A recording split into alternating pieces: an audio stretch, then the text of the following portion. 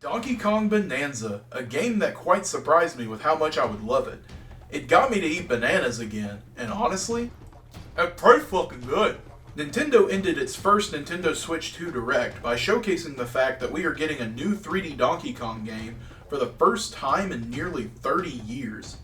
Seeing that this looked like a fully open world game where you can destroy the terrain as you please, this looked like it would be a really fun game. But I was more excited for Mario Kart World showcased at the beginning of the Direct. I'm just a fucking idiot, I suppose. I just never really got into the Donkey Kong platformers. I played Donkey Kong on the original Game Boy, which is a pretty good puzzle game. That led me to playing the Mario vs. Donkey Kong series of games. I was always intimidated by the Donkey Kong Country games because I always heard that they were pretty difficult. And, yeah, that's some bullshit. Nintendo always tossed Donkey Kong around to different developers because they had no idea where to take Donkey Kong after the developers of the Country games, Rare, got acquired by Microsoft in 2002. But eventually, Nintendo EPD, the development team behind Super Mario Odyssey, was requested to work on a Donkey Kong game, and here we are now. After Super Mario Odyssey's release in 2017, Yoshiaki Koizumi wanted Nintendo EPD to create a new Donkey Kong game that followed in Odyssey's footsteps. He wanted to distinguish the 3D games from the 2D games, just like had been done for the Mario series. This is also the first Donkey Kong game that Nintendo developed in-house since Donkey Kong Jungle Beat on the Nintendo GameCube, which Koizumi directed. The developers took guidance from Koizumi, as well as Donkey Kong's legendary creator Shigeru Miyamoto, to get a better understanding of how to make a game surrounding Donkey Kong, which emphasized his long arms, strength, goofy personality, and his abilities like slapping terrain.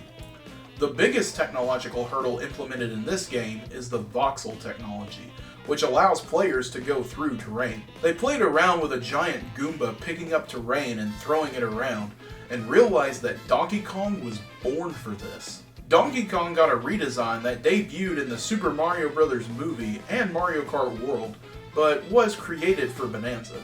They wanted to combine Miyamoto's original design of the character with various elements from later designs, which did take me some time to get used to, but now, I think something has awakened in me. The game was originally going to be released on the Nintendo Switch, but due to technical constraints, shifted to the Switch 2. The game was released on July 17, 2025, and the game received commercial acclaim for its gameplay, visuals, level design, and story. Selling 3.49 million copies as of September 2025, it became the second best-selling game on the Switch 2. It was highly rated amongst other games from 2025 and got nominated for several gaming awards, including Game of the Year. But you know that this game didn't stand a snowball's chance in hell of winning. Let's head for the planet core and dive right into this story. Donkey Kong is on the search for bananas in Ingot Isle, which is experiencing a gold rush. He finds banandium gems amongst the mines that have appeared all over the place. But just as soon as the party is getting started, Void Kong, along with his crew, come in and steal the bananas right in front of Donkey Kong's eyes. Them damn dirty apes! Void's mining company, Voidco, uses the banandium gems to fuel their giant mining drill to make it to the banandium root. That brown stuff in a banana that apparently grants wishes? I don't know, I don't make the rules. This drill causes Donkey Kong, along with Ingot Isle, to collapse underground. So, a typical day in Florida. In the cave-in, Donkey Kong finds Odd Rock, which after he saves it from its enemies, clings on to DK and follows him around. Donkey Kong and Odd Rock go further down into the planet and find the Kong Elder, who had his ancient disc destroyed. After helping the Kong Elder get his party going again, he restores Odd Rock back into Pauline, a girl who was kidnapped by Void Kong to use her singing voice to awaken the root.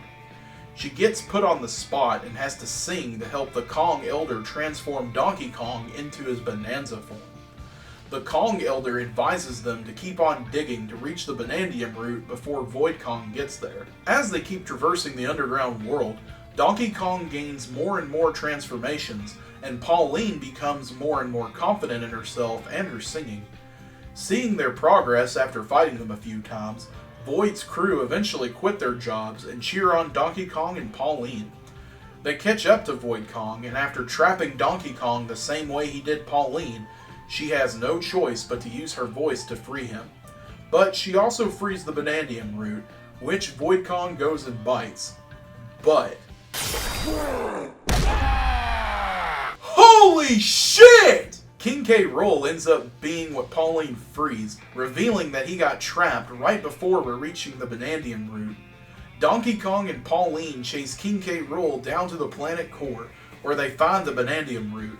King K. Rool uses it to transform into the King of Rot, which Donkey Kong and Pauline manage to defeat. Donkey Kong wishes for bananas, while Pauline wishes to return to her home, New Donk City. As they are rising to the surface, King K. Rool tries to knock them back down, but to no avail.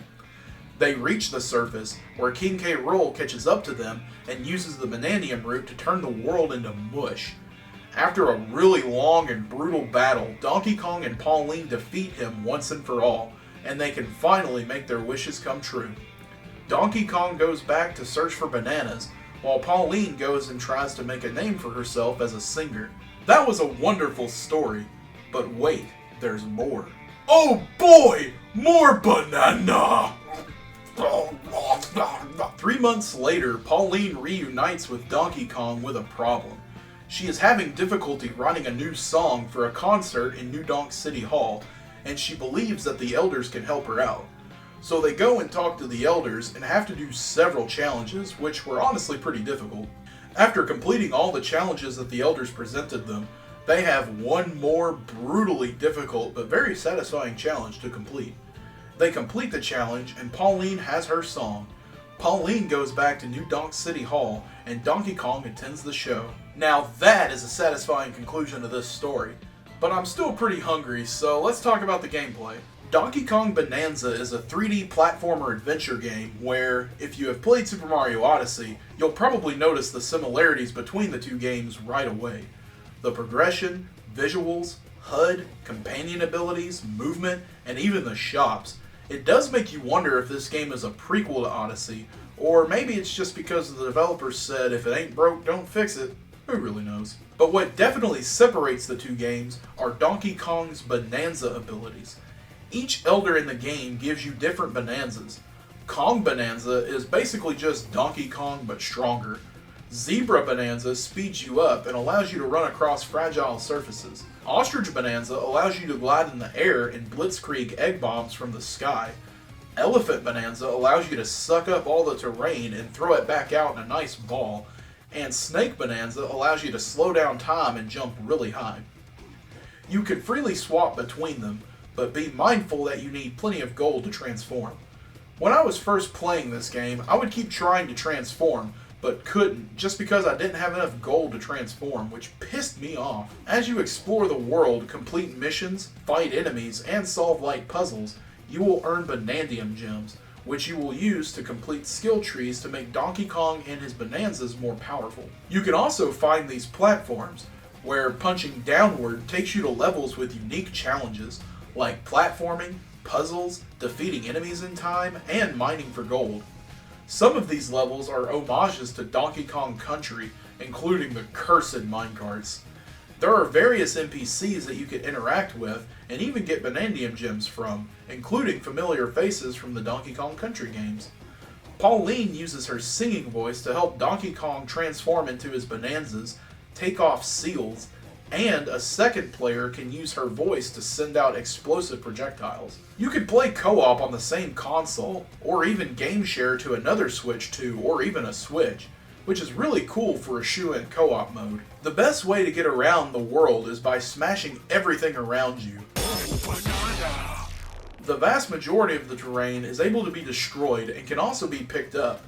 You can use these chunks to decimate your foes, use them as platforms, or even surf on them.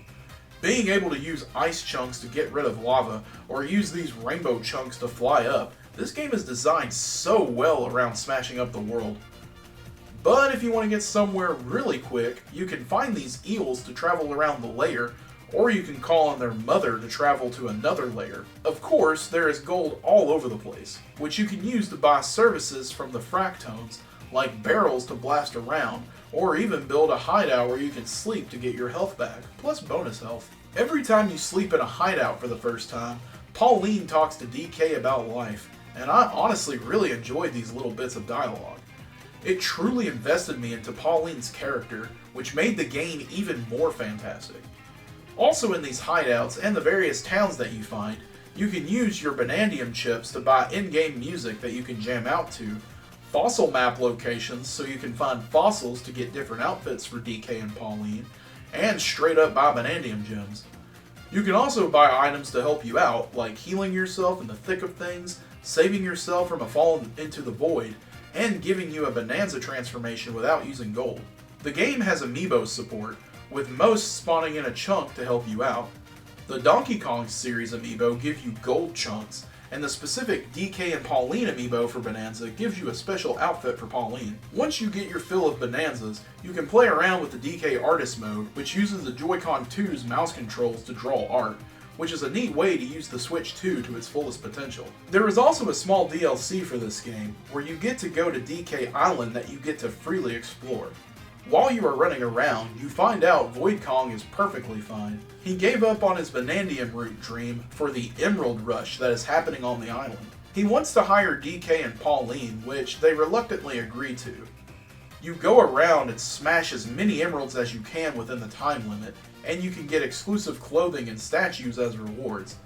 It is a nice little addition to the game and adds replay value, but it definitely got criticism for its $20 price tag. But will that ruin the reception of this game? Hell no! Donkey Kong Bananza received universal acclaim, with many critics calling it the Switch 2's killer app. Take that, Mario Kart World! As of December 31st, 2025, Bonanza sold 4.25 million copies worldwide, making more than a third of all Switch 2 owners own the game. Many critics praise the destructible levels, movement and abilities, and the platforming challenges that they bring on.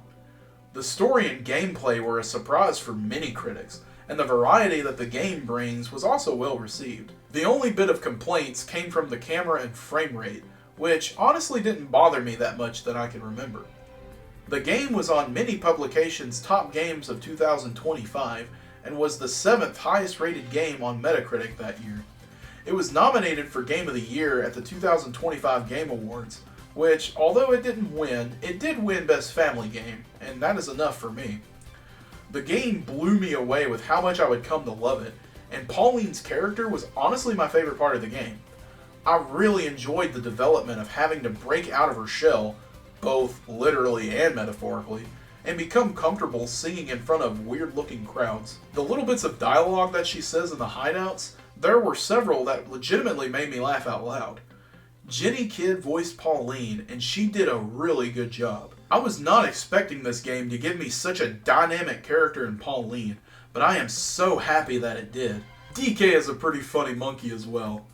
I truly believe that this game is a great example of how you make an open world 3D platformer. Nintendo EPD really knocked it out of the park with this game, and I say that Donkey Kong Bananza will be looked at as one of the best games on the Nintendo Switch 2. Donkey Kong Bananza is the flagship title of the Nintendo Switch 2. The developers had a mission to make an amazing 3D Donkey Kong game, and to say that they did an amazing job would be an understatement. Getting to go around and destroy the world is very satisfying, and it is so rewarding to collect gold and Banandium chips. The story is really good, with the King K. Rool twist catching me so off guard, and the fact that Pauline is such a fun character, I was very impressed with the story of this game. I am so happy that I picked this game up and played through it, because it just might be my favorite game on the Switch 2 so far. I believe that anyone who plays this game will have a blast with it, and I can easily recommend Donkey Kong Bananza to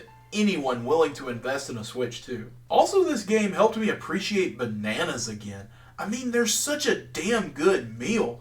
I could just keep coming back to them and eating them over and over and over again. Oh yeah, these bananas are so good! Okay, maybe I have a problem.